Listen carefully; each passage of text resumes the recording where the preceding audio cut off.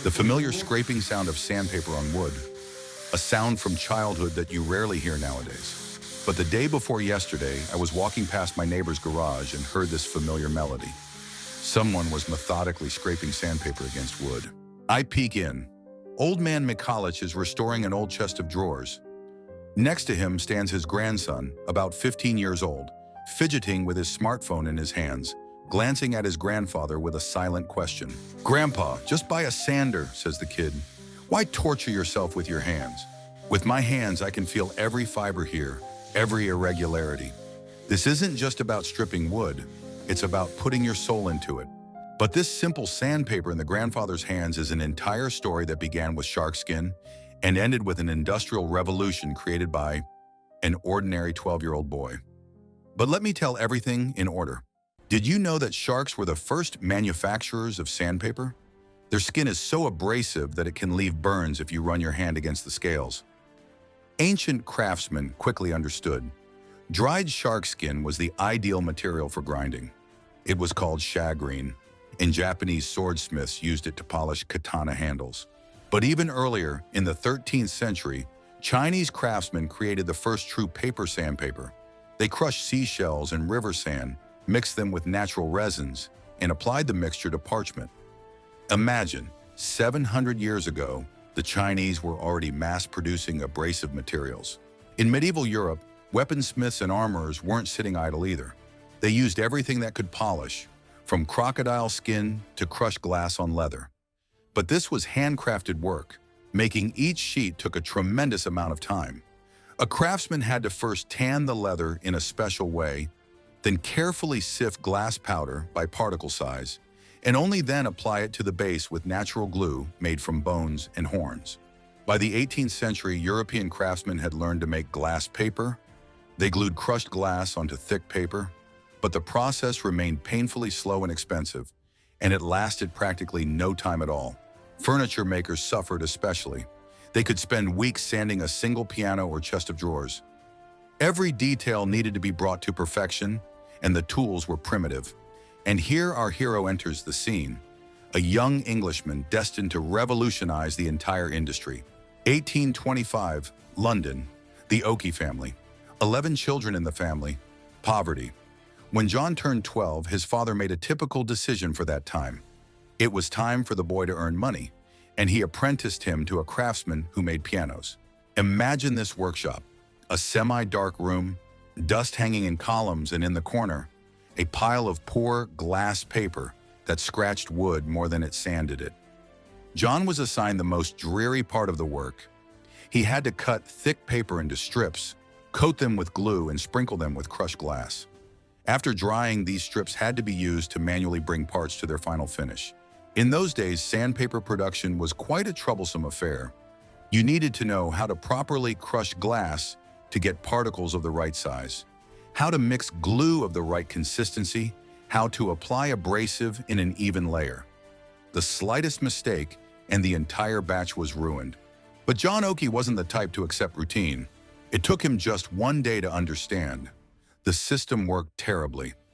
Glass dust held poorly to paper, quickly crumbled off, and the paper itself became soggy and tore from moisture.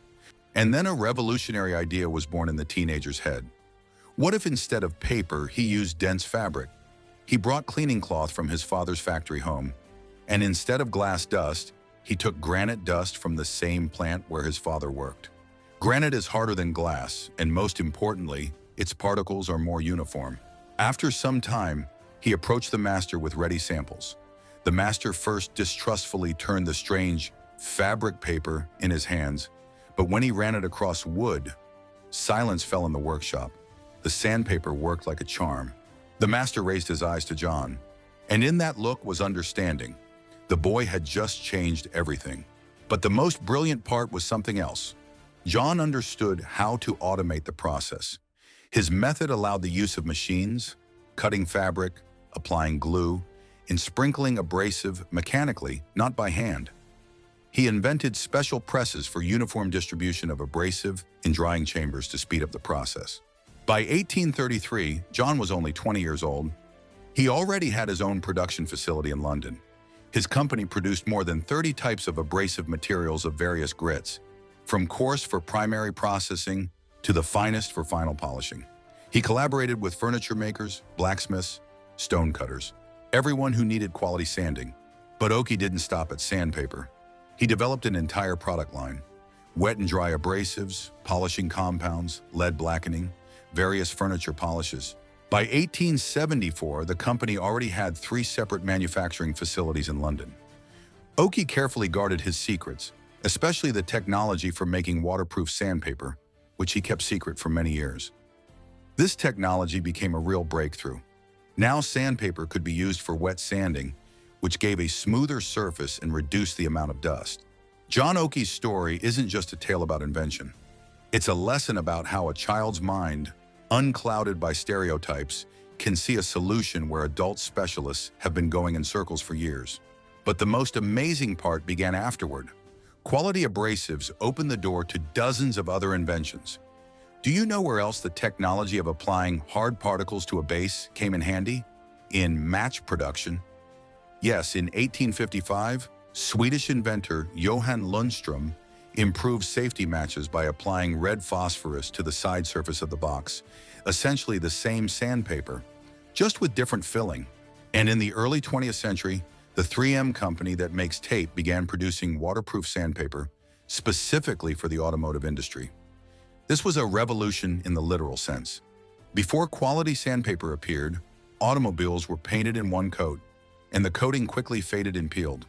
3M's waterproof abrasives allowed the creation of a multi-layer system: primer, base coat, color coat, lacquer. Each layer was carefully sanded with wet sandpaper, which gave a perfectly smooth surface without scratches and dust. Brilliant lacquered bodies became possible precisely thanks to quality abrasives. 3M wet ordinary sandpaper became a reliable tool in automotive repair from the 1920s and remains so to this day. It was precisely this technology that allowed the creation of those shining automobiles of the 1950s and 60s that we see in films. Today, abrasives are used everywhere. Watch mechanisms, medical instruments, optical devices. Everywhere a perfect surface is needed, and everywhere work the descendants of that first fabric sandpaper invented by 12-year-old John Oki. The development of abrasive technology doesn't stand still.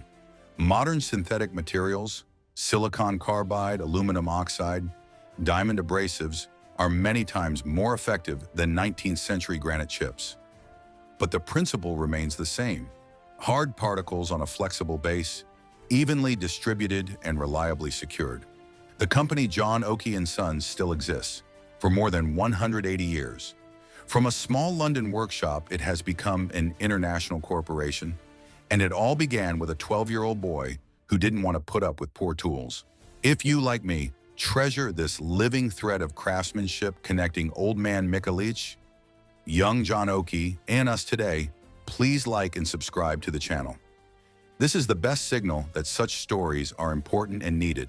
Quality sandpaper democratized craftsmanship. Now any person can achieve professional results, having patience and the desire to work with their hands. It's precisely this accessibility of quality tools that gave birth to DIY culture, the maker movement that's changing the world.